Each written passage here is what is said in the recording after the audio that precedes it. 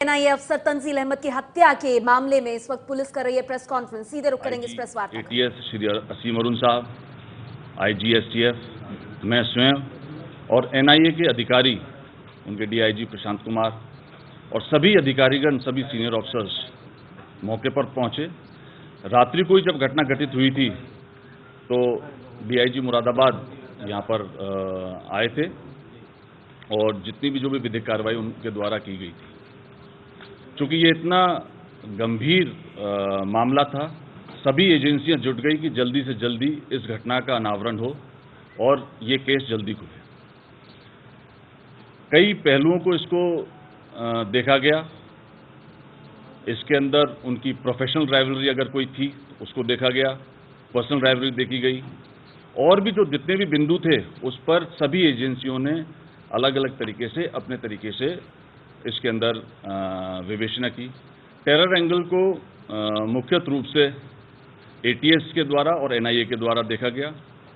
जो लोकल अगर किसी लोकल के द्वारा घटना कार्य की गई तो इसको जो लोकल पुलिस थी वो लगी।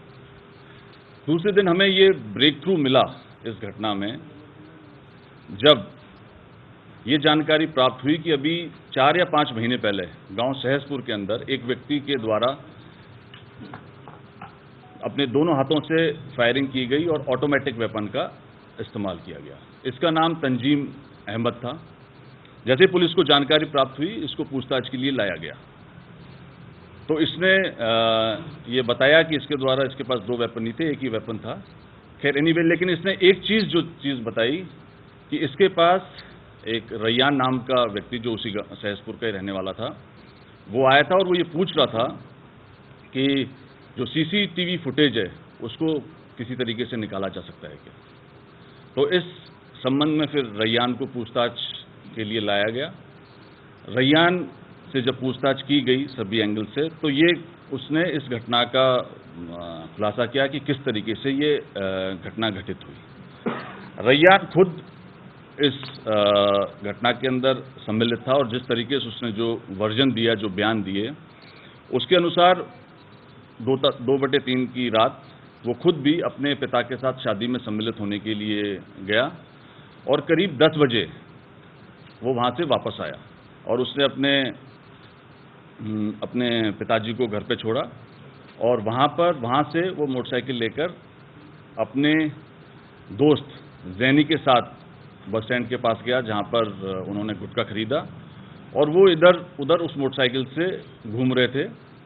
तभी जो एक दूसरा अभियुक्त जिसका नाम आया है मुनीर, वहाँ पर आया, इनके पास आया और इनसे बातचीत करी। ये लोग उसको लेके एक वहीं पर बगल में यूकलिप्टस के पेड़ थे, वहाँ जाकर उन्होंने बातचीत की और मुनीर ने अपने बैग से उसको निकालकर एक काली शर्ट दी और फिर उसने हथियार निकाले, जो कि 2 पिस्टल और 2 रिवॉल्वर जो उसने बताया।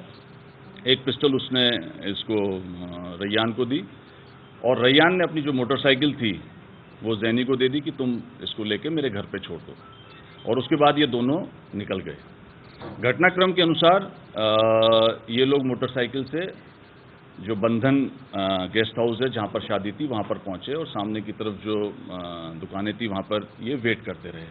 पहली गाड़ी से चूँकि उनके परिवार वाले गए तो उस टाइम इन्होंने पीछा नहीं किया, लेकिन दूसरी बार जो पानी मंगवा दें, जो इनके परिवार वाले जब ये लोग आए तो उसके बाद इन्होंने जब तंजील अहमद अपने परिवार के साथ बैठकर और उसके पीछे उनके भाई गाड़ी से चले तो उससे पीछा किया इन्होंने।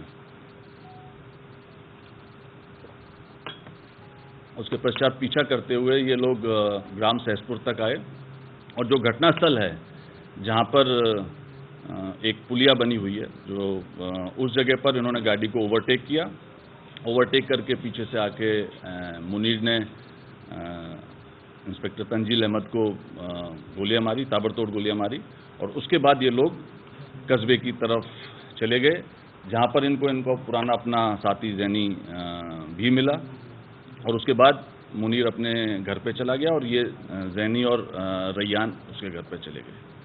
ये जब सारा घटनाक्रम हुआ उसके पश्चात जैनी को पुलिस ने पूछताछ के लिए लेकर आए और उसने जो जो चीज़ जिस तरीके से बताई थी उसको तस्दीक किया गया। पुलिस ने पूरे घटनाक्रम को कंस्ट्रक्ट किया, किस जगह पर ये गए थे गुटखा लेने के लिए, किस दुकान पे गए थे, किस जगह पे खड़े रहे थे, तो इनका सारी चीज़ें तस्दीक होती चली गई। और एक चीज़ और जो इसमें फिर ये हुआ कि इसके पीछे मोटिव क्या है, क्या कारण है कि जिसकी वजह से इतनी बड़ी घटना घटित हुई। तो पुलिस की इन्वेस्टिगेशन में, अब तक की इन्वेस्टिगेशन में और इनकी पूछताछ से जो मोटिव निकल कर आए, मुनीर को ये अंदेशा था कि उसकी मुखबिरी हो सकती है। मुनीर का नाम पहले धामपुर के अंदर 28 दिसंबर को एक 91 लाख की लूट हुई थी। उस लूट में इसका नाम आया था, इसके एक साथी का नाम आया था और ये पता चला था कि सहसपुर के कुछ लोग हैं। इसी क्रम में जो लोकल पुलिस है, एसपी बिजनौर और उनकी टीम ने सर्विलांस के माध्यम से इनकी लोकेशन सहसपुर में पाई थी और घटना के दिन धामपुर में पाई थी। तो इससे ये स्पष्ट हुआ कि इस जो 91 लाख की जो लूट हुई थी उसके अंदर यहाँ के लोग सम्मिलित थे। तो उसी में तंजीम को और रिजवान नाम के एक लड़के को एसओजी की पुलिस के द्वारा उठाया गया था, पूछताछ के लिए उठाया गया था, बातचीत की गई थी, मुनीर के बारे में जानकारी प्राप्त की गई, लेकिन मुनीर के बारे में ये लोग कुछ नहीं बताया। तो फिर इनको इसी उस पर छोड़ा गया कि अगर गांव में आता है तो इसकी जानकारी दी जाए। एक चीज़ और जो इस घटना से स्पष्ट हुई कि फॉरेंसिक की टीम जो आई थी यहाँ पर घटना के दिन, तो जो धामपुर की घटना के अंदर 9mm का प्रयोग हुआ था, उसके अंदर जो कारतूस मिले थे और जो खोखे मिले थे और जो इस घटना के खोखे मिले थे, उन दोनों को जब हम लोगों ने लखनऊ फॉरेंसिक लैब में जांच के लिए भेजा गया तो दोनों के खोखे 9mm के सेम पाए गए। इससे हम लोग ये इस्टेब्लिश कर पाए कि जो धामपुर की घटना थी और जो सहसपुर की ये जो घटना थी, दोनों के अंदर एक ही अभियुक्त था।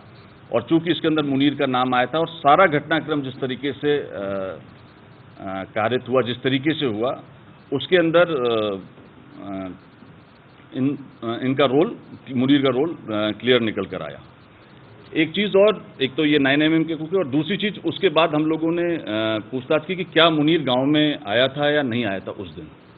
तो उसके पिता से पूछताछ की गई तो उसके पिता ने क्लियर किया कि मुनीर गांव के अंदर आया था और गांव के अंदर आया ही नहीं था, वो अगले दिन भी गांव के अंदर ही रुका था।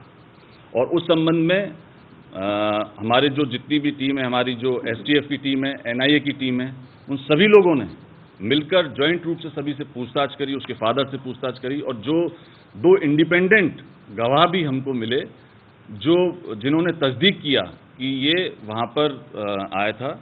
इसके अंदर जो इंडिपेंडेंट गवाह था, एक तो ये इनामुद्दीन और दूसरा बॉबी। इनामुद्दीन ने क्लियर किया कि ये जब वहाँ पर आया था और इनको जब उसके घर पे गया था और वहाँ पर ये तीनों लोग बैठे हुए थे और बातचीत कर रहे थे और इस पूरे घटना को डिस्कस भी कर रहे थे।